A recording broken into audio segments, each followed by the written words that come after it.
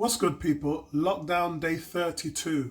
Sorry I messed up yesterday. I said 30 when it was 31, but it's the first time I've done that. 32 days, give me a break. Guys, there's two things coming out of world news today. Both a flip of the coin. So let's do the negative first. The negative is this outcry after President Trump has suggested injecting a disinfectant into human bodies as a treatment. Now, he also proposed irradiating patients' bodies with UV light. This was even dismissed by a doctor in the briefing straight away. Okay, let's not listen to things like that, guys. Yeah, using disinfectants can kill a virus on any surface. If you put it inside of your body, you're probably going to kill yourself. I don't think that that's advice that anybody should be taking. And I would applaud everybody to stop listening to these ridiculous briefings, and even the likes of BBC, CNN, just stop covering it, because it's ludicrous, it's crazy, it's insane, and there's actually people who are listening to this stuff that are actually believing it. That's the thing, We know that there's a section of people who takes what he says for gospel and runs with it. Seriously, we need to get rid of that. Get rid of all the lies, the fake news, the negativity. Let's just don't give it any fuel. Yeah?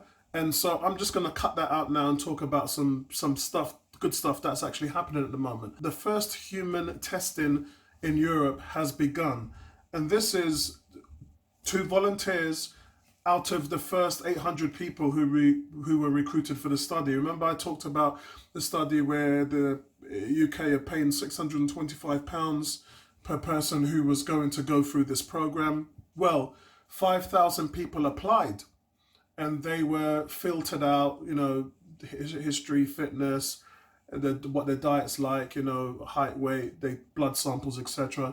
And 800 people were chosen, and the first 2 people were injected yesterday. Out of the 800, half of them would receive the COVID vaccine, and the other half would receive a meningitis vaccine or injection.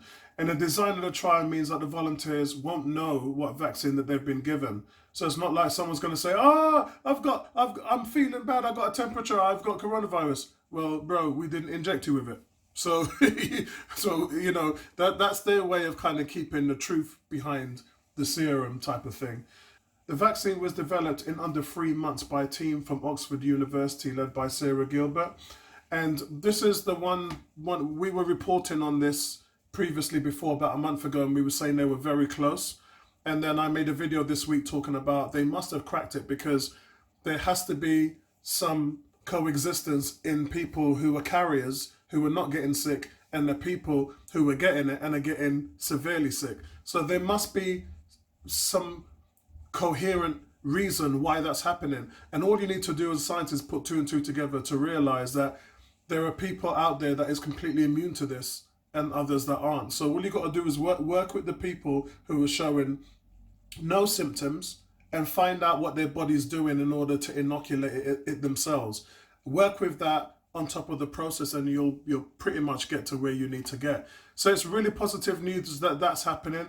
Again, I know a lot of you, like myself, are saying, that's great, you do you and me do me. Yeah, I'm not getting no injection put into my body whatsoever. I'm not going anywhere near it. Let them do what they need to do. And again, it's more about, for me, it's more about immunity than anything else. If there's a safe way to make the people immune and not get it, then that's the way that they have to go. And how it works is, guys, they've taken a gene splice out of the protein of the surface of the coronavirus and put it into a harmless virus to make the vaccine.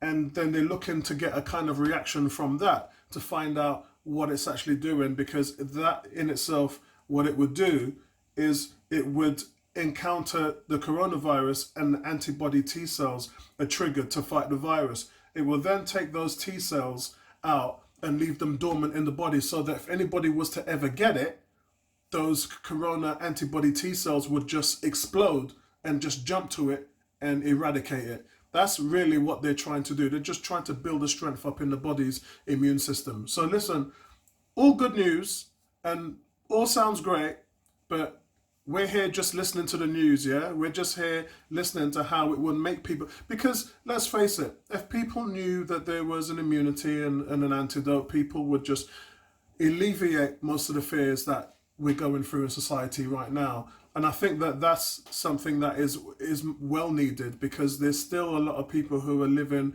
in fear and have great anxiety levels. And I think for that reason, if they knew in the back of their mind and back of their heart that this was something which was treatable, it would be completely different. So to come up with a cure like this in a matter of 3 months is really good. But as I said, guys, it's not by chance. They've re-engineered a lot of things that they used to create vaccines for SARS and MERS.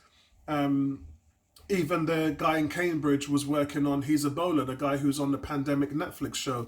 He was using his Ebola strain cure to attack this. So it's not like it's getting harder. It's actually getting easier, because you understand the human body more.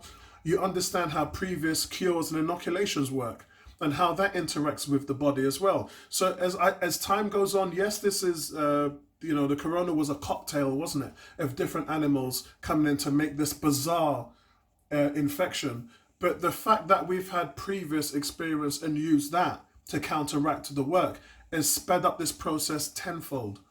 And so, congratulations to all the scientists who are a part of all of that. And let's wait to hear some results of what this testing is going to be giving us. Let's see what news comes out of it. But all good news, guys, yeah? So no Hydra today. Speak to you guys later, man. #stay home. #with me. Peace out.